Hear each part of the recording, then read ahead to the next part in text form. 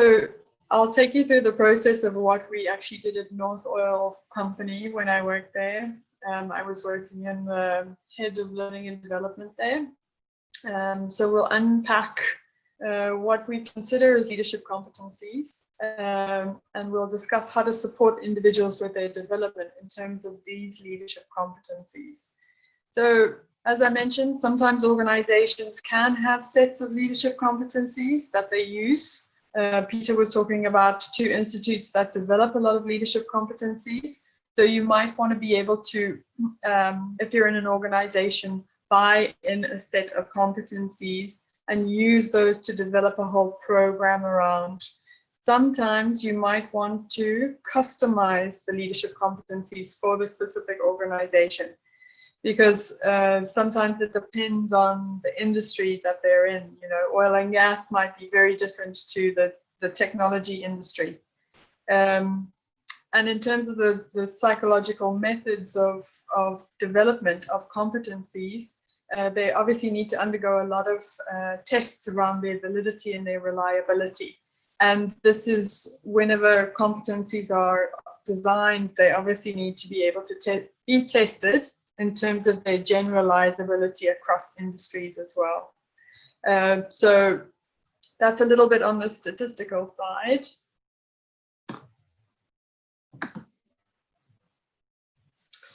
So what I'm going to do is break you up into groups. And what we're going to be looking at initially is we're going to take a couple of minutes to share some of the competencies that you feel that individual leaders must demonstrate. So you could list there potentially 5 characteristics or 5 traits that you think make a successful leader. And so take 2 minutes to think about what that looks like for you. You might be envisioning leaders that you've met before, leaders in the global environment now. You can have more than 5, but of course, for brevity's sake, maybe list 5 only. And then also you might want to also have some sort of explanation around why it is that those things bring out for you. So whenever we do leadership competency sets, of course, there are different levels of people in the organization. So you get the executives or managerial team, you get the heads of teams, you get team leads, and then you get individual contributors. So you might also be thinking around what are some of the characteristics for individual contributors versus the characteristics that you see for an executive leader. They might be the same. So where you see somebody has to demonstrate integrity, for example, as an individual contributor, is this potentially exactly the same as the integrity that's displayed by an executive leader?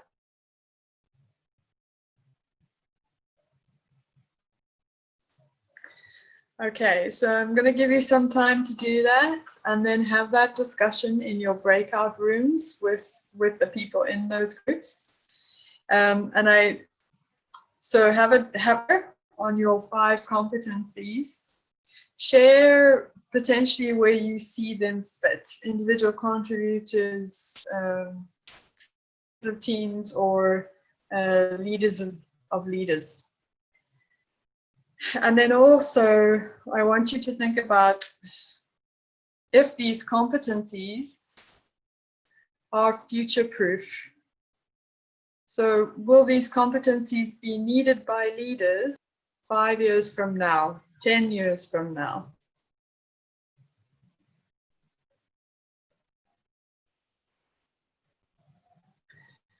Okay, so I'm going to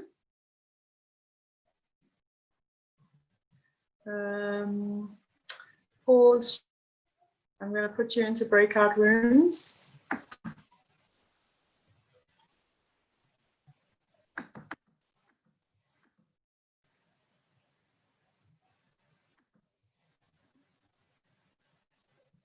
Okay. You will be asked enter a breakout room. There will be between 4 and 5 people in this breakout room. Potentially you've never met them before, so it'll be time to get to know some other people, get to know, have this discussion around what it is that I feel leaders need to demonstrate. You might also be making a case for where this person is in what industry or what sector. Does anybody have any questions before we do that? Patricia, do you mean 2 minutes each? Yes, so I'll give you 10 minutes. Great, thank you. Are there any questions coming in on the chat box? No. Oh, we're good. No, it's all Great. Yeah. Okay. We will, once we come out of the 10 minutes, then we will be able to share with each other just by way of, having the conversation around leadership competencies. So if there is somebody in the group that's willing to share, you can also have a discussion about who that person is as well. You don't have to share, of course, it just enriches the conversation. Okay, so the time is 10:22, so we'll be 32.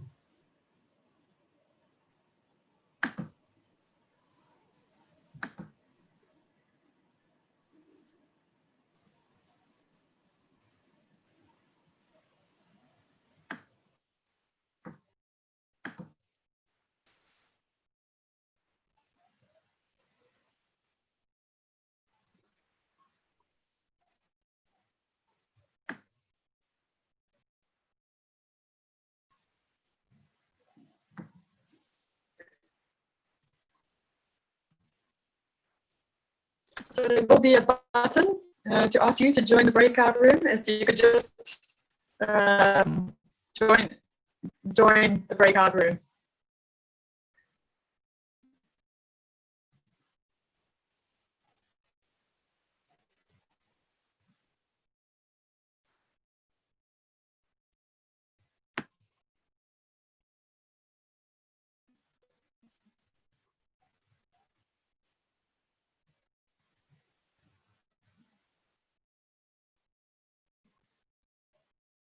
Still a few left.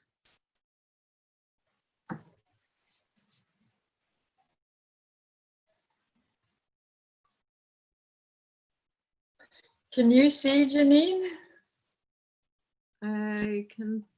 All I can see is who's still in the room. Okay. We've got Latifa, Saba, May, Rodin. Yeah, so we've got the 4.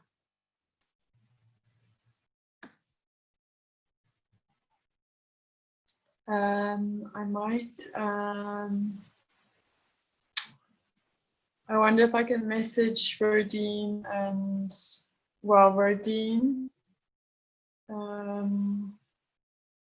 and May, just see if they're having any difficulties.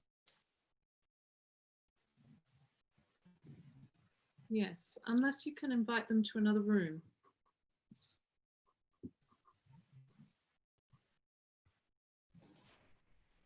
Hi, Janine. Hi, Patricia. Hi, Hannah. Hi. Hi. Just to let you know, we can't see each other in the rooms. Oh, you can't see each other in the rooms? No. Oh. Is the video not working? No, there's no video. It's just a blank screen. But you can hear each other? You can hear each other, Hannah? We can hear each other, but it's all overlapping. Okay. I'm not sure what that's about. Me neither. The joys of technology. I've not had that experience before. Very strange. I don't know if it's happening to all the other groups, but I'm in breakout room 2. Okay. Okay, great. I'll just send a message to Arslan, see if he can help.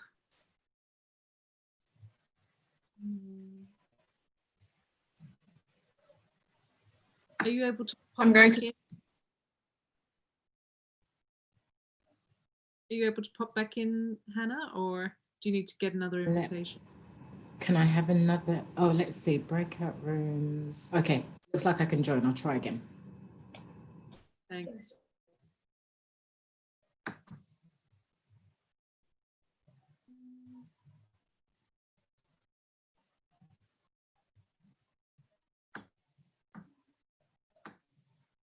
Not sure what Arslan can do, but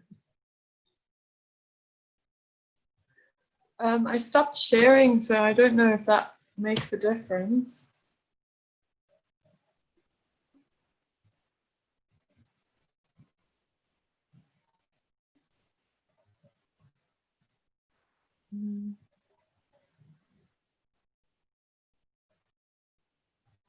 maybe I'll just call Arslan.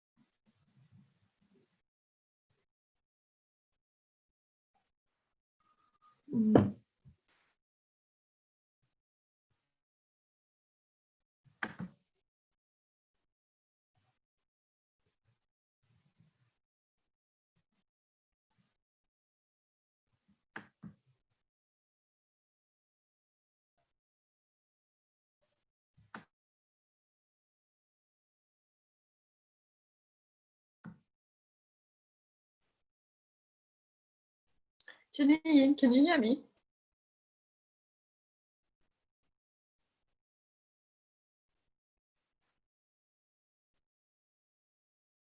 Oh, I think you're on mute.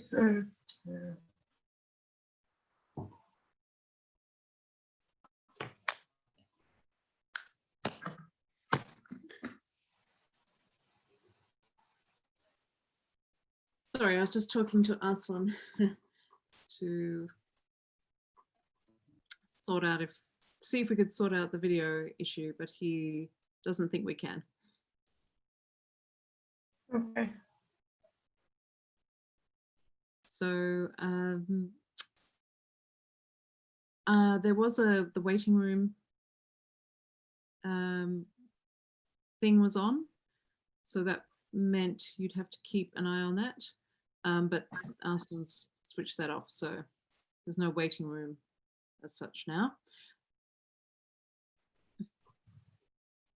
Okay, great. Would you like me to manage the breakout rooms, or are you just doing the one? I'm happy to know. I mean, this is a series of breakout rooms. It's very interactive. So we'll debrief. Sorry? If you're okay with the breakout rooms, fantastic. Okay.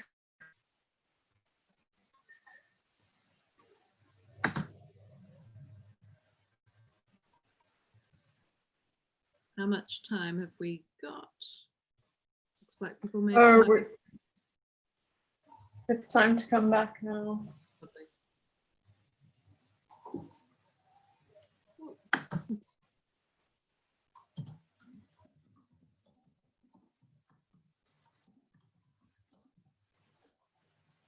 So,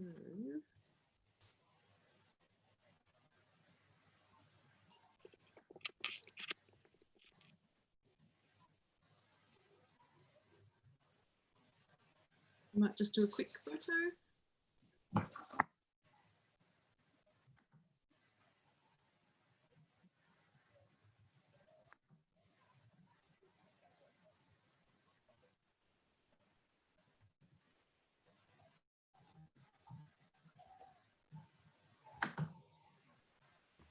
I'm so sorry, I have to go.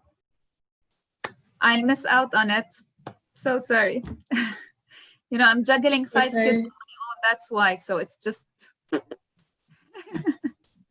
chaos. Yeah. Bye. Bye.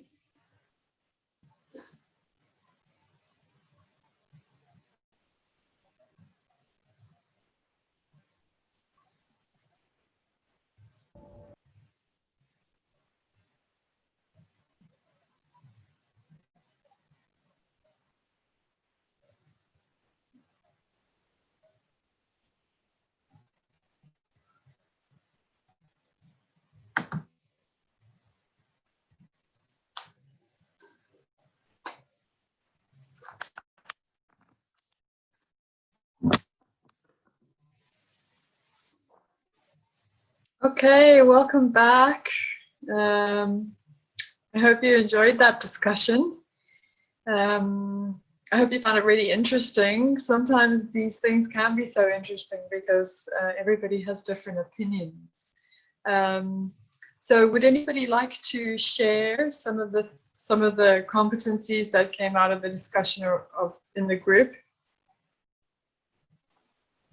I think I'll go first. Thanks, Peter. Sure. So in our group, the first word that came to all three of us combined was around empathy, social awareness, cultural awareness, emotional intelligence, all combined into one. And we were talking about how in our team, in a group team, different people have got different motivational factors. And in my office last week, we were having a group coaching call, and we were talking about how important is it to have connection and what connection really means and how it can drive productivity.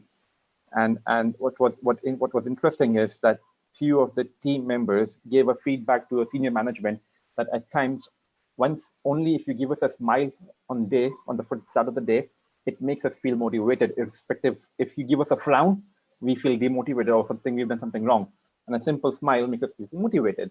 So I think leader being aware of how different people react, and that's important. And we also talked about, in the current era, a leader to have vulnerability with him, that he's not to not be present himself or herself as I know it all and just follow me, but be vulnerable on his or her personal side, and as well to be able to connect with the team vulnerability.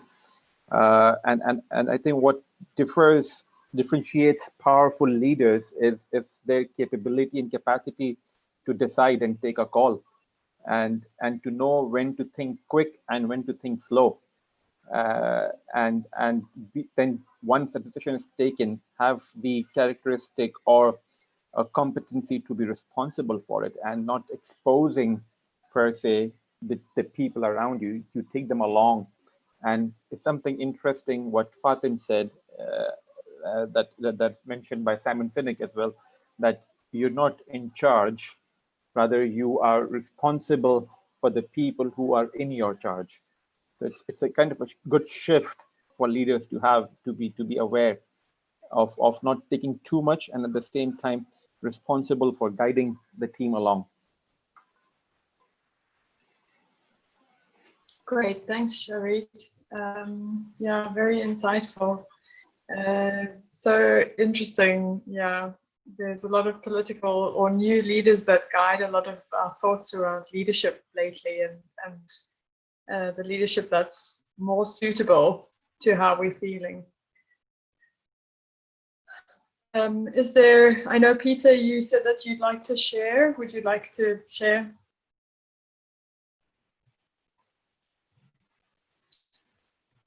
Peter, you're on mute. Sorry, because it was muted automatically. So you said up to 5. We came up with the first thing is communication. A leader has to be able to communicate in a very, very good way, whether he speaks or writes or presents. So by communication, it's not only talking, but it's all the other stuff. The second one is having working effectively with others, which is what others call emotional intelligence. So if you're able to work effectively with others and master support, and then you're able to do a lot of things. The third thing is that you are being called to be a thinker and a problem solver. So you have to be able to think and solve problems. Actually, no matter where you are paid to solve problems. So whether you're a secretary or a CEO. What organizations need is also initiative and follow through. They want people who come and think out of the box and start, not only think out of the box, but once they have a conception, this materializes. So follow through is equally important. And the last thing is, the fifth one is creativity and innovation. People need to be creative and innovative, because no organization wants to have someone or a leader, even more, to just follow the status quo. They need someone to rock the boat and make people think differently. This is from my side. Thanks. Yeah, thanks, Peter. I know innovation is a big thing for organizations now, and they've said, yeah, organizations that survive are really develop the strategy and the culture for innovation to thrive. Yeah, can I just ask you the question around the conversation around the individual levels, so executives versus individual contributors, and then also the conversation around if it's future-proof? If you ask me if they're future-proof, yes, they are, because they are based on principles and values that are timeless.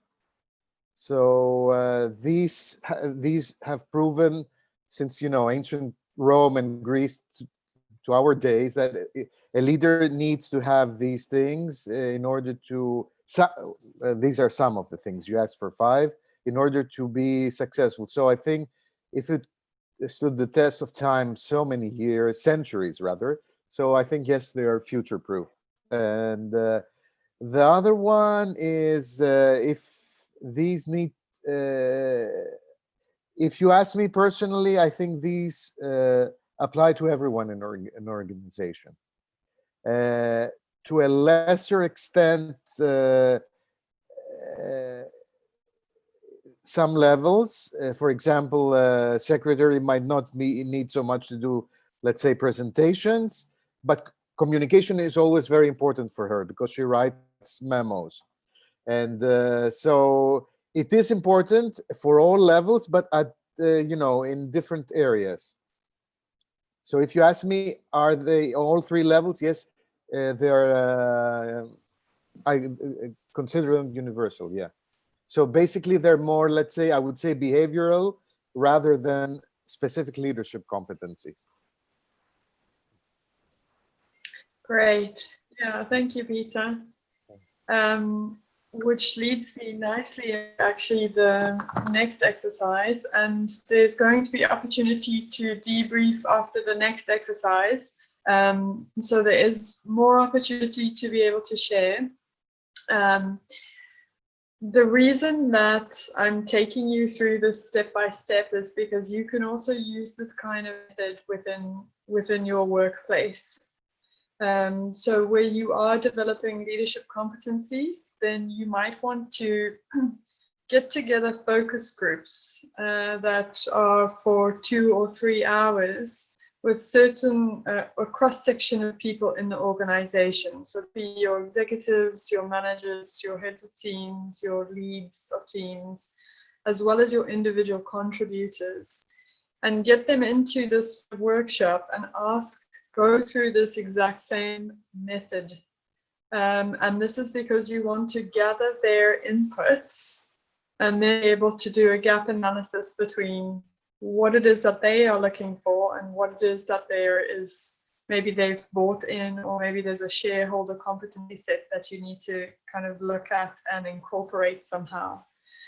And the reason that we like to do it like this is because there's a lot of discussion now in organizations that employees are left out of the loop on a lot of things, or they're just kind of initiatives. It's so powerful when you can incorporate people in the organization and give them an opportunity to really express what it is that they want or how it is that they work. There's a huge drive in organizational development now for it all to be employee-led, because employees are, there's such power in individual contributors for the moment. These are the people that don't stay very long in companies, that like their freedom, that are wanting more from their employers.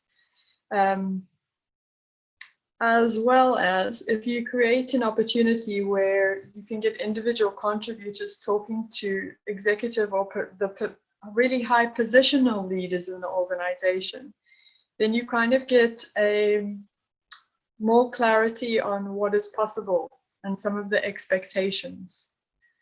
So where an individual contributor might be wanting something that an executive feels is not valid or not, or not able to give, then at least they can have that conversation, and thereby you normalize some of the expectations for employees and for the leaders.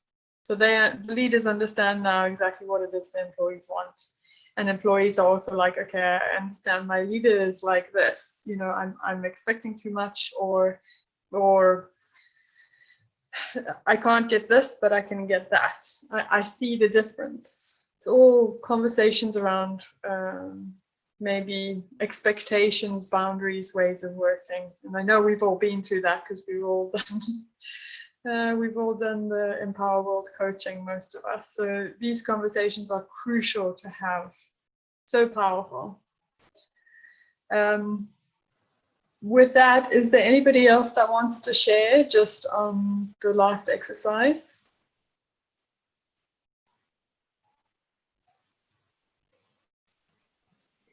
Maybe because I'm not experienced, I did have a little bit of a different approach to it, and I was trying to understand the three individual contributor and leading others and leading leaders.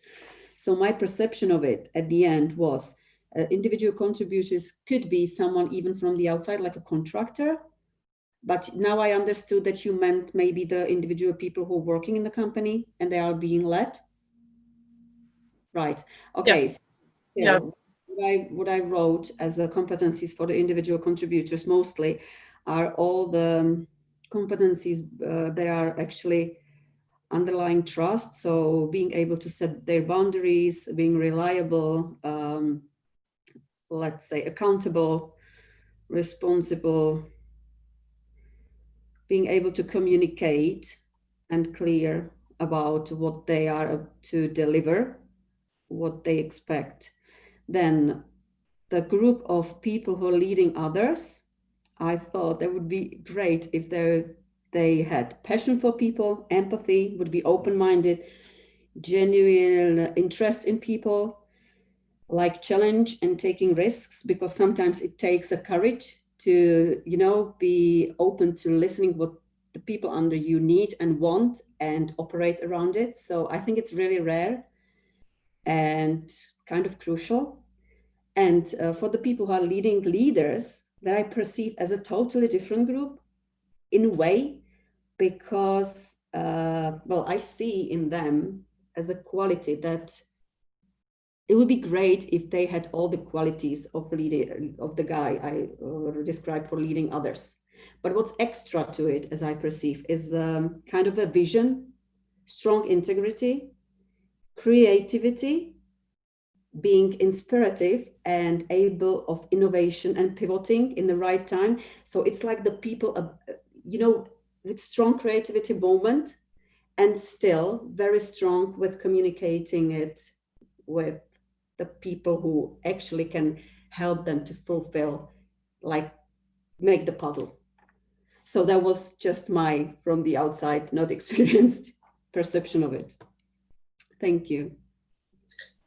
Perfect. Yeah, Simona. Yeah, and you've highlighted some important things there. So Korn Ferry has a leadership competency set, and you'd find the executives have different leadership competencies sometimes. Say like managing ambiguity, they need to get rid of managing ambiguity because they might be in positions where they're not sure what's going to happen in the industry or the environment or what's happening politically. Whereas individual contributors don't necessarily need to have that leadership competency. So you can have that difference. I know, Peter, when you mentioned, you said there was a difference between the leadership competencies and the behaviors, and so say the values of the organization as well. So we also need to differentiate that, where organizations have a set of values, typically trust, respect, they might have excellence, they might have quality, they might have innovation even. So what does this look like for the whole organization in terms of these values versus what's within a leadership competency set as well? So we just need to distinguish that. There's no standards around distinguishing them. It's just, this is why I say you can use a lot of the scientific evidence available, a lot of the leadership competencies that have already been developed. And you can also use what it is that your organization wants. So run a workshop like this and figure out what's coming up for them. Because if trust comes up for them, trust comes up a lot in, so the company I was working with is that trust, respect, kindness, and that might form a value set, then you can add it to a conversation around the values rather than what actually that would help in terms of leadership development. May I build on what you just said? I remember when we were doing they described the leadership competencies as a tent with five poles, the four ones, and the central one is the character and the integrity. So if you have all the other four sets of competencies, if you don't have the character and the integrity, the tent collapses for the leader level. Yeah, brilliant. Great visualization.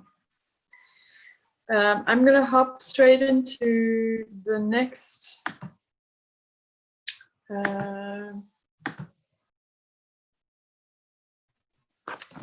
exercise.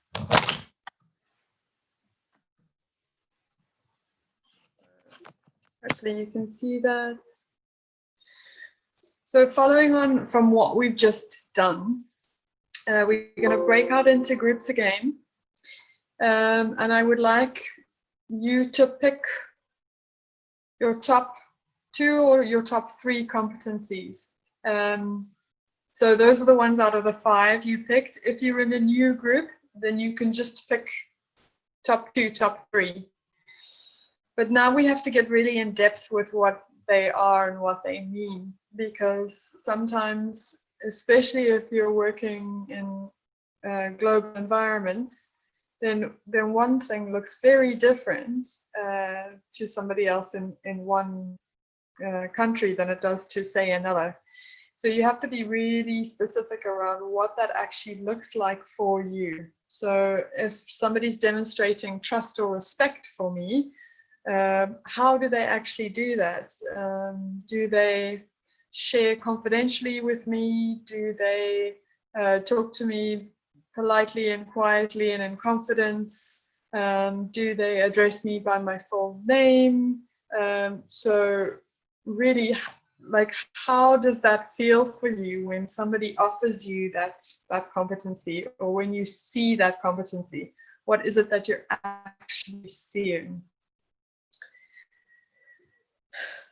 So this is a great way to identify or have conversations around what these things actually mean for us. And this might even be important to do in all of our relationships, actually. So how do you express what it is that you want? So if everybody's got that, I'm going to break you up into your breakout rooms again. And if for the top 2 or top 3 competencies, you can then have consensus around what those competencies actually look like.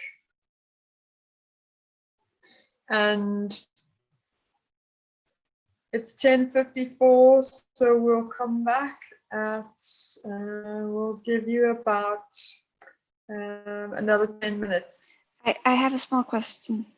I'm still a bit unclear on the difference between values and competencies. Because if kindness is a value, is it then also a competency? It has behavior, but the same with integrity. Is that a competency or a value? Yeah, they're all behaviors in some sense.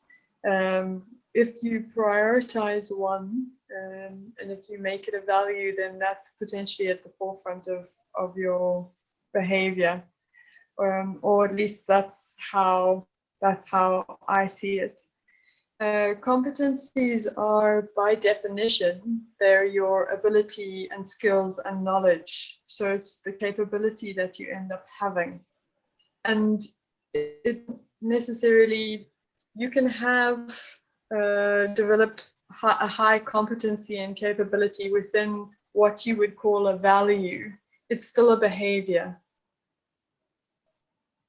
So, so actually, yeah, for me, when I look to do this work with organizations, what I'm really looking at is what are their highest values, or those sets of behaviors that apply to the whole organization, are kind of predominant, that they want to work against, for example. And then we call those values. Okay. Okay, that makes sense. Great.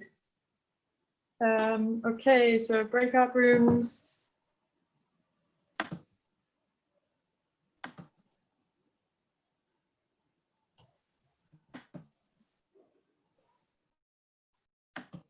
Okay. All rooms are open. You should be able to join.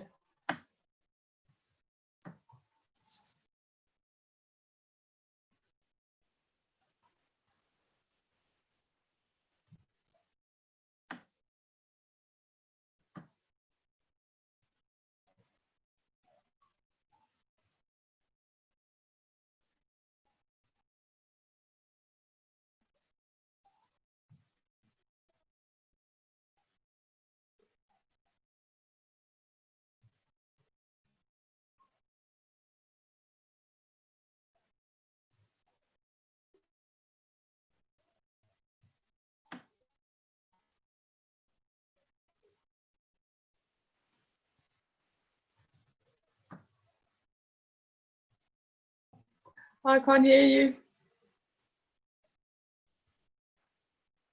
Hopefully Saba will find their way.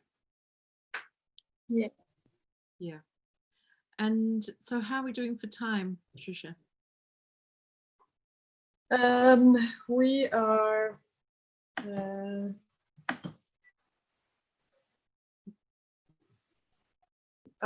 okay. So we've only got actually, we're going to debrief on this just after 11, and then I'm going to walk them through the methodology around the psychology statistical aspect of using this data. And then our last exercise for 10 minutes is how can we use these competencies within a coaching environment. So we should have enough time to get through it. So we'll be able to finish up at p:30? Yeah. Great. That would be good, as I have much to do. I imagine. I was. But it's Isn't it bedtime for you? Not yet, no. It is now 8 p.m.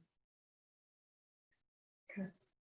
So I was hoping that Marie would be able to take us through the end, but yeah, just got the timing wrong. Oh, yeah. Shame. I guess yeah, Aslan is busy maybe as well. Yeah, it'll need one of us to close. Okay. Yeah. There's So some interesting. go ahead.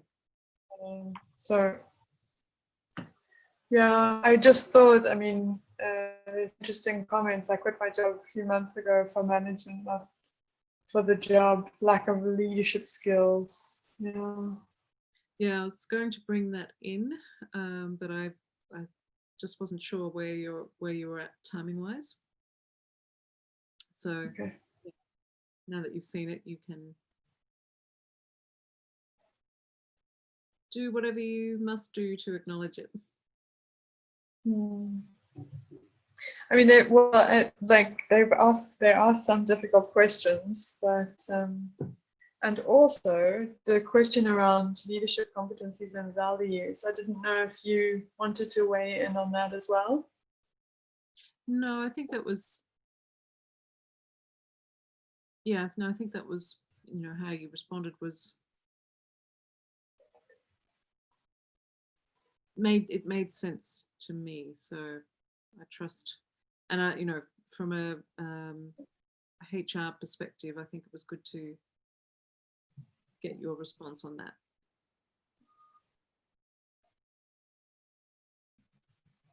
I think Marta is the only one in. Sorry. Yeah.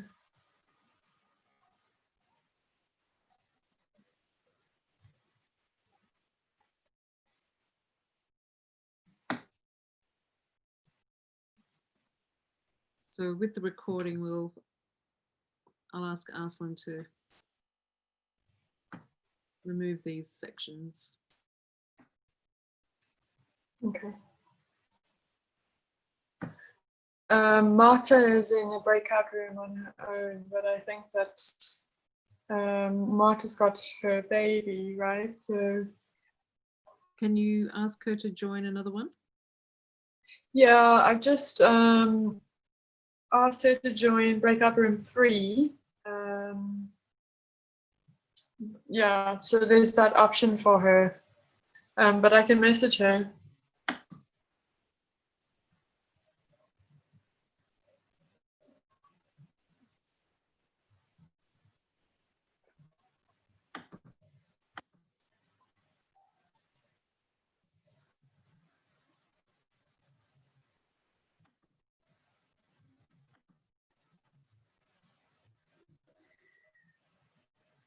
I've been some of the videos that we've done, I've been playing with them and putting them on YouTube.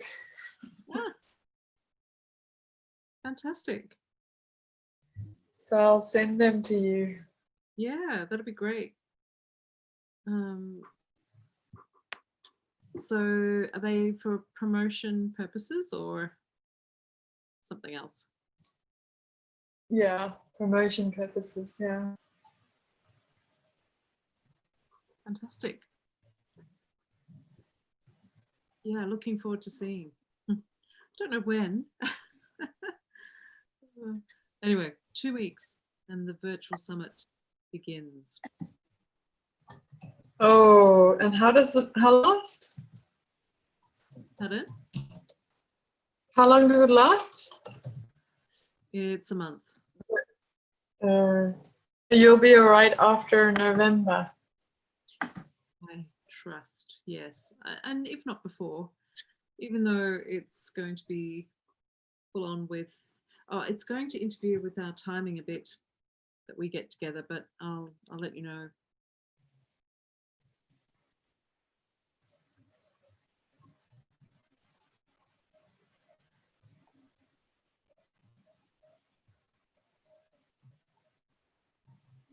I did have a good chat with Tatiana, but I was the only one talking in our group because 2 people disappeared completely.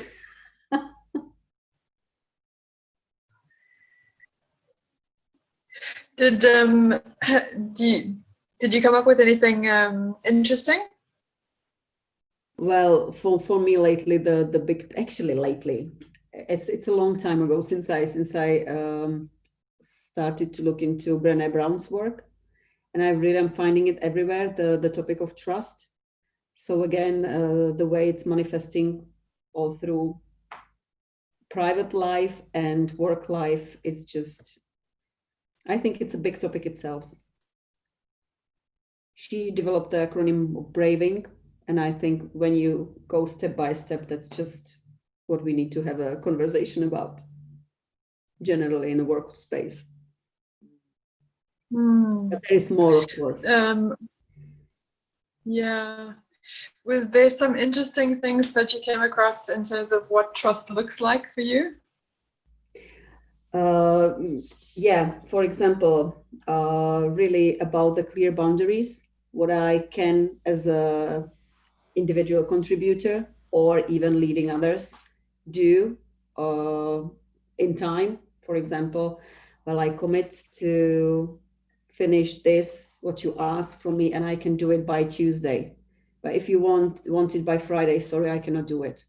To be able to say that, not being judged, and have the conversation if I need help potentially. I am able to ask for help, and I will not be looked bad at or as not competent. That type of things are really important, I believe. Yeah. It's interesting. Have you had that conversation with your work team or your boss in the organization? This is really interesting because, well, I tried, but I was in a kind of special position. I came from the outside, but I wasn't a contractor, but I was a completely new person there, and I was meant to lead a team, which were not informed about that. And the leaders were afraid to communicate it openly. They just hoped it will kind of happen. And I didn't know about that setup, not being really, no, I don't know. It's the experience. I was coming excited from the outside. I was recruited by the bosses for the people who were under.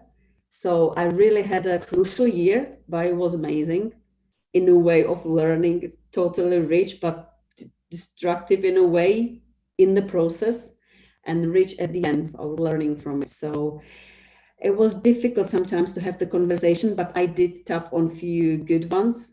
But unfortunately, in that time, they didn't work out well, but it did start a good snowball of things after I withdraw. Because, you know, sometimes it's all about the person that starts that difficult time.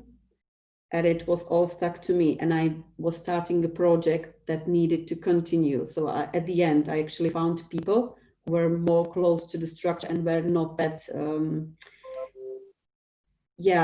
I was too fast in a way. And I was kind of demanding before I realized what the real structure was. So it was a good way to find the people who fulfill it and got my ideas. We communicated the expectation from the bottom and the top in a way that it could work better. So now it's rolling, but I'm not there anymore. Good. Yeah. Yeah. I mean, it is difficult to have, I think, even in the ways of working that we've learned in terms of our coaching clients, we don't have those opportunities sometimes to have those conversations with the people that we're working with. Patricia, I think it really helps if it's not one person. If you really have a partner, at least one in that type of thing. So that's one of my biggest learning. I really would need someone, not to be alone. In a completely untouched environment, if you're alone, it's very difficult.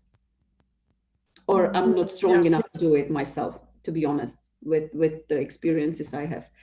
But yeah, I would have a way, but it's a huge help to be in at least a pair. Sure, yeah. I think that when you can do this inside of an organization, when you can open up these conversations, then there's opportunity where you can figure out the expectations or the understanding of what these things actually mean and what it is that you actually want and appreciate. And then potentially you're working better together. Does anybody want to feed back? Did you have differences over what these competencies look like? For me, I have something. First of all, I want to thank the members in room number 2, Mrs. Hannah, Mrs. Petrova, and Holly. And we are a good team. One of the competences I feel now when I share with them, you should be comfortable with others so you can make good discussion and good points. So this is very important, to be comfortable with the other member in the team. This is for me. Just now I feel when I share with them, if you are not comfortable with them, you are not able to make a decision. You are not even to draft a point. You will not be able to do anything. This is my point. Thank you. Yeah, that's a really great point, Hassan. So how do you get, and it might be having a conversation on how do you get that comfort and that sense of safety? Yeah. And that might just be the specific people who are around you. I know Mena has put in the chat that, I don't know if Mena's still on, but she did say that she left her job, not because of the job, but because of the management. And so she said that there was a really clear lack of leadership skills. And so there is a massive advantage to be able to have leaders who really can transform and drive the organization. If you feel like you're in an organization without leaders or without management, of course, as Hassan says, you're not going to be comfortable making a decision. You're not going to be comfortable sharing either. And so you might just leave. People quit people, not jobs. Yes, Peter, they do. Yeah. And I think a thing with leaders around what just Hassan mentioned comes the idea of being consistent in your words and action. Now, a leader may attend a workshop as such, a seminar as such, and pick up key phrases and come and say it into his team. Or we are one team, we believe in unity, we all work together. I have an open door policy. And right, he says those things. The team takes it. Now his action, does the action support these words?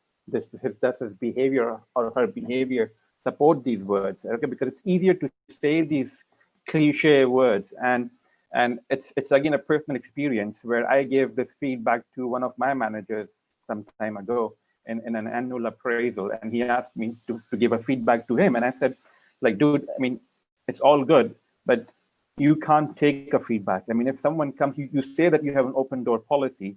You don't have, that's why you don't sit in a closed cubicle office kind of a thing. You sit in the open with us and everything. But you have this supposed boundary around you, which each member of the team feels it, which they don't cross. Because if they cross, they will be persecuted. The first feedback from you or the first word from you is a challenge in a way that you're persecuting them. All right. So it's easier to say things, but it's altogether a different ball game. That do you live it or not? Is it part of your culture or not? Many organizations have got vision statements, mission statements, insane strategy, 5-year plan, 10-year plans, but do they have that culture to support those strategies? I mean, it's a cliche business saying, but holds very true that the culture will eat strategy for breakfast every single day. So it's about living and creating that culture as well. And as part of the leader, that's one of the key competency and skills that leaders should be able to pull off.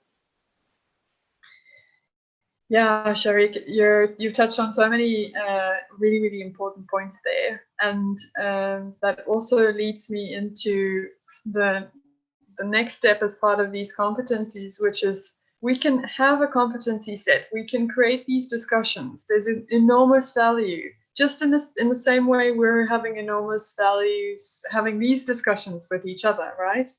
And they can propound their massive topics. Everybody's really passionate because they've been touched around them in some way. So if you can create those opportunities and then also use them in terms of a developmental program. And this would be the next step. I know we're running out of time, but I'd like to open this discussion up, which is, so once we've, well, let me wait on that because I see Zina has something as well she'd like to say. Yes, I wanted to also add the ego part, because sometimes in my case with our general manager, he does all of these that he pretends, not pretends, or he tries to be a team leader, but he comes in with a plan already. So instead of accepting others' opinions, he tries to put down the wrong aspects of these opinions, and then we always end up with his opinion at the end. So ego is a big part of leadership. If there is always that ego part that you want, that as a leader you have to have things your way, then even if you do all of these problem solving and initiative and being creative and everything, they will not work. So it goes back to the culture as well. as a company as a whole and the leader of the company. Yes, definitely. Yeah.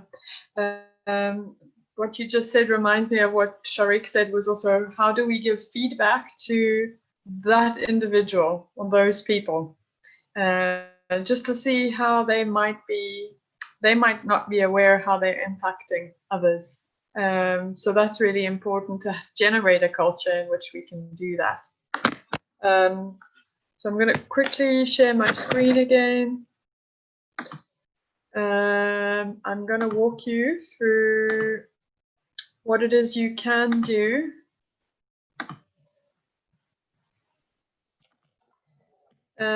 in terms of the data. Just from a statistical point of view, now if you're doing focus groups with people in the organization around these questions, what you're doing is you're giving them all the work to do. So you're collecting information on their top competencies, and you're also collecting information on at which levels they want these competencies, as well as what these competencies look like to them. So when you get all of this data, and you might be sifting through a huge amount of data depending on how many focus groups you're running, what you want to be doing is simplifying this data. So there's a lot of qualitative analysis that you're going to be doing around theming, around figuring out similarities. What you're also wanting to do is norm, like I mentioned, you're norming the results against existing models that you have, just to ensure that you do bring a leadership competency set that is accepted within an industry, accepted, such as the Hayes leadership framework, or there's a new one, Deloitte's 6 inclusive leadership traits, for example. Peter mentioned a couple more. So there's lots of leadership competencies there. When we worked at North Oil Company, there was our shareholders. Total has a set of leadership competencies, and Qatar Petroleum has a set of leadership competencies. Now we had to figure out the gaps between what people in the organization wanted and what our 2 major shareholders were operating against. And this will inevitably drive your developmental program. So what you can do after you have got all of this data from the focus groups, if you are not doing it company-wide and you want to extend it throughout the company so that you're driving ownership in this way, you can then put it into a survey of the entire population, saying, this is a leadership competency set. This is what it looks like. Do you agree or not? Make the survey really, really simple, so you can just gauge who finds it valid and who doesn't. And that way you can almost rate the top pieces, the top competencies that people want. So that's just in terms of the methodology of working out how to deliver leadership competency sets. What you're then going to be doing is, once you have this, you can always put it into 360. So psychometric instruments. Once it's valid and reliable for your group, there is more testing that needs to be done to put it into a psychometric. But something like a 360, that's not... a 360 can just be tailored for your company, and a 360-degree assessment says to everybody in that leaders group, is this leader performing against that competency? So that's a nice way to get feedback around the leader. Okay, I'm gonna open it up to any questions, and I'm also going to ask the question to the group. Now, once we've got that set of leadership competencies, how are we going to use this within our coaching processes or within our developmental program?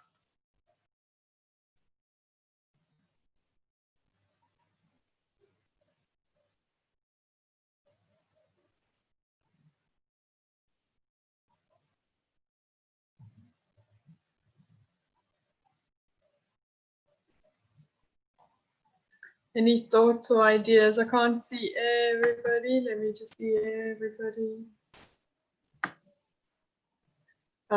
Peter, yes. Do you have something to say? No. Okay. You're sharing your screen. I cannot see anyone or anything. Just your screen. Okay.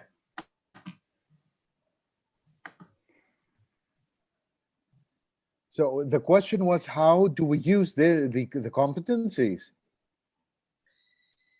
Yeah. So once we've got a set of leadership competencies, how you use them in the organization. Yeah, and within a coaching environment. Okay, in an organization, you use them to recruit people, to do performance management, and then to cover any gaps through the development phase. So you give their coaching, training, and development, and these are part of the package that you offer the person or the employee to close the gaps and become better.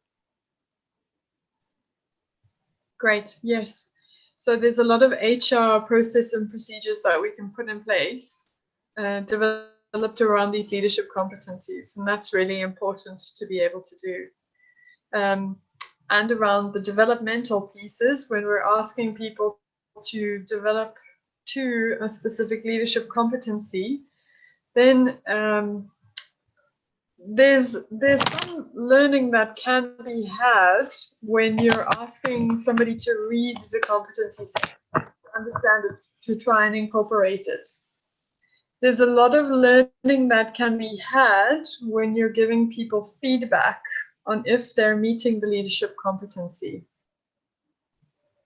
And it's also very helpful when you develop when you do prepare the development plan. Where to coach, where to train, where to do on-the-job training and all this. Yeah. Yes.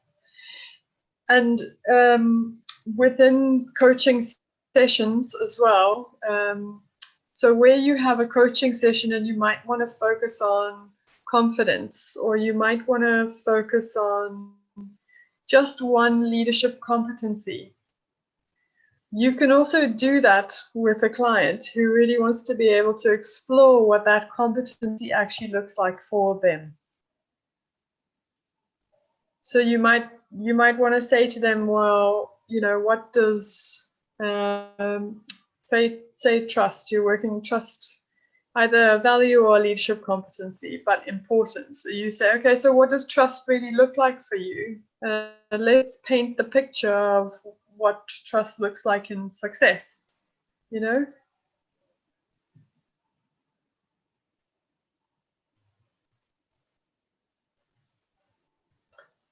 Are there any other thoughts around how it is that you can go about developing these, and also the use of them within coaching?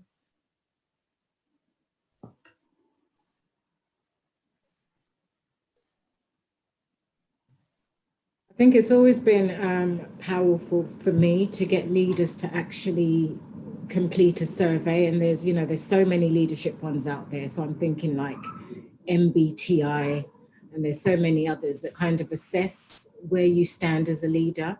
And when you then get these results and sit in front of the client who is a leader, you can really get them to build their own awareness by analyzing the results, going through it with them, and then they start to realize where the gaps lie. And once they've had this awareness and realization, you can then start building on that to say, when it is as you want it to be, what would confidence look like? What would the vision look like? And how are you going to take your people forward? So it's just about having those powerful questions to ask. And then that will enable them to think, okay, when it is as I want it to be, the baby, their business that they've built from scratch, they then start to understand how they take themselves forward, portray themselves to everyone, and build on the vision with the people taking the people along with them. And when we were talking on our group earlier, we were talking about it's so important that the leader is able to talk about their vision, and you know, they want their people to have the same fire in their bellies in order to be able to take it forward. And if they understand how they can do that, and it takes a long time, you know, we're talking about building trust and rapport. But one of the key things we talked about was if the leader doesn't just set the vision, but is actually taking a commentary on what do you think we should be doing? This is the short, medium, long-term plan. What do you think? Is there anything we can build on in this? And Patricia, as you were saying earlier, you were talking about having these conversations where the leader can say, actually, that's a really great idea, but maybe it's not suitable now. Let's talk about it in the medium term plan. And in that way, you are building that trust and rapport, because people say, okay, my view has been heard, and it's not just being dismissed. Perfect, Hannah. Yeah, you said that so beautifully. It is, yeah.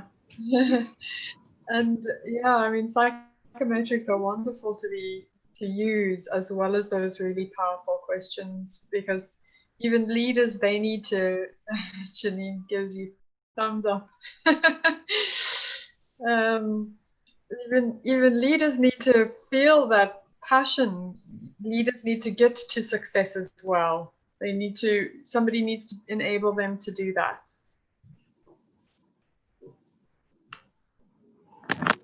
Anybody else have questions or? In the 3 minutes we've got. So if we have 3 minutes, I should share. In our company, in each meeting, we always start the meeting with something called value and safety moment. So the value, every time we have different subjects. One time we are talking about collaboration or integrity or motivation. We have a small slide. Sometimes also we had a video. After the video, we have small discussion with the team. What do you think if we do like this? So there is some sharing between the team leader and with the team themselves. So in this way, we can find some ideas. We can develop our work. So this is, I think, repeating or remind the teams always about our company values is very important to develop our organization. Thank you. Yeah. Excellent, Hassan. Yes, that's a really good practice for organizations to do. Using values, using leadership competencies, ensuring, as Peter was saying, they're not only in the HR management piece, but they are part of everyday conversation and forming the culture around it. Obviously, there needs to be a lot in place. The awareness, the self-awareness, you have to have had these conversations. You have to obviously have some degree of openness in your organization to allow all of this, but you can start slowly moving the needle by offering this employee engagement or employee-driven leadership competency set, because it's usually very much needed by an organization. In the last minute, thank you everybody for attending. This has been lovely. I've loved the dialogue. And I'd love to carry on talking about it more because it's absolutely interesting. If you want to connect with me afterwards and just have conversations about whatever it is, please do so. Janine and myself and Marie are also putting together a free 5-day leadership course. And this is you'll find the link in Facebook. That's only for half an hour a day with an exercise. So if you're keen on jumping into that, if you've done some Empower World stuff, then you already know some of those exercises. Maybe you just want to refresh. Maybe you want to see what else is going on, but we'd love to have you there. So with all the email addresses, I'll send out these slides so you have them, and I'll send out the link as well. And yeah, thank you. It was lovely to meet everybody. Fantastic. Thank you, Patricia. And if you're not part of our Empower World family and you'd like to get a recording, the slides, Patricia's details, do put your email in the chat box. Maybe Patricia, you could also put your email address in the chat box as well. And really want to thank you all for attending. And if you want to put in one word in the chat box about what you're taking away, that would be, I believe, very supportive for Patricia as well. If you'd like to put something in the chat box to acknowledge Patricia's wonderful work, that would be also appreciated. So yeah, thank you, Patricia, for putting in your address. And again, really appreciate you facilitating this conversation, this important conversation about leadership. It is so critical, so important, as we all realize, to have those empowering competencies of leadership in place to be able to support us to move forward in an ecological and powerful way. So thank you. I can see a couple of comments coming in, so thank you, and email addresses. Appreciate that. And Sharik says, I'm taking away the importance of having the dialogue around competencies and how it looks at individual leading others, etc. Thanks for your time, says Hassan. Thank you for joining us, Hassan. Catherine says, good leadership is subjective and so very important to align on within an organization. Yes, I think that's the tricky part about good leadership. It is subjective and it's supporting people to understand what that really means. So thank you, Catherine. Thank you from Simona. Thank you, Saba. I hope you join us. Well done, Patricia. Big claps to you. Thank you. And everyone else, enjoy your day, your night, wherever you are, your morning perhaps, and look forward to seeing you on the next call. Thank you. Thank you. Bye, everyone. Goodbye. I just want to know one thing. It is your name Patricia or Patricia?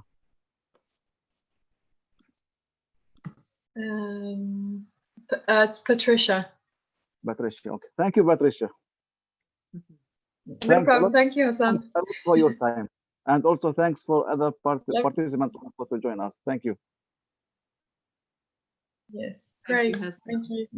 Goodbye, Mas. Goodbye.